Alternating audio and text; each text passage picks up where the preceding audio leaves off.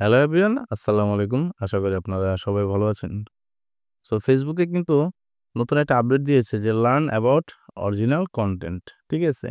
So আমরা যদি এখানে একটা ক্লিক করি, আপনারা যদি খেয়াল করেন এখানে লেখা আছে কি আন্ডারস্ট্যান্ড অরিজিনাল কনটেন্ট এবং এখানে স্পষ্ট বলা আছে যে দেখেন আপনারা যে creators are more likely to succeed on Facebook when they primarily share content that is created by them.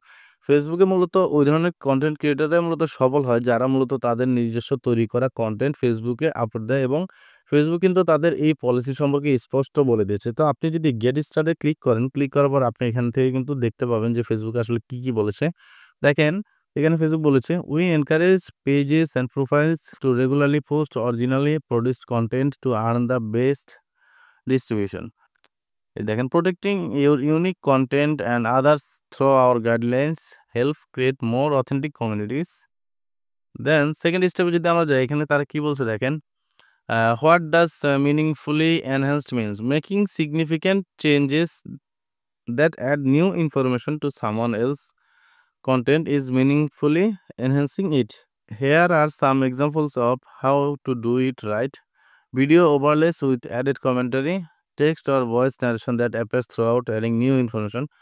Consistent editing is used throughout and adds new information such as a compilation of clips around a person to tell their life story or top 10 list of product category with pricing or performance details added.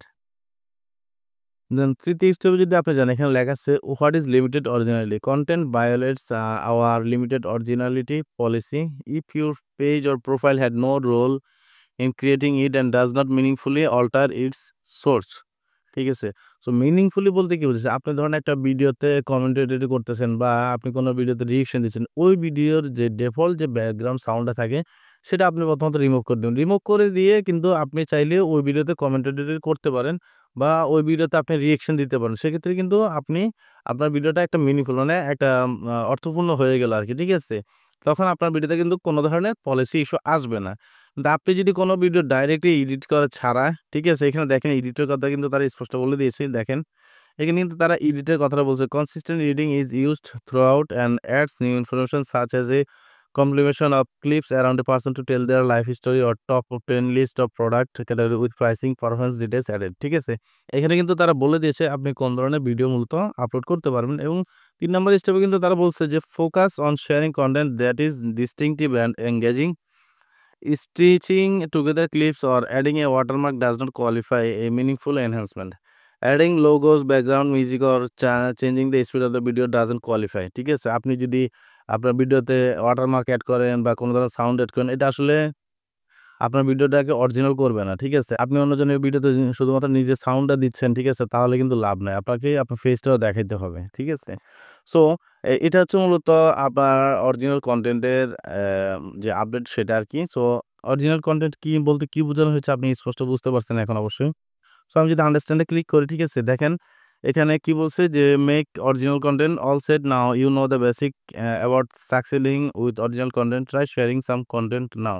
So আপনি যেহেতু original কনটেন্টের যে ডিটেইলসটা রয়েছে সেটা পড়েছেন। এখন আপনি বুঝতে পারছেন যে অবশ্যই অরিজিনাল কনটেন্টটা কি। অরিজিনাল কনটেন্ট হচ্ছে সেটাই যেটা আপনি মূলত নিজে তৈরি করবেন। আর আপনি যদি রিঅ্যাকশন ভিডিও তৈরি করেন সেখানে অবশ্যই আপনার ভিডিওতে আপনার ফেসটা দেখাইতে হবে এবং আপনার নিজস্ব ভয়েস থাকতেই হবে। ঠিক আছে?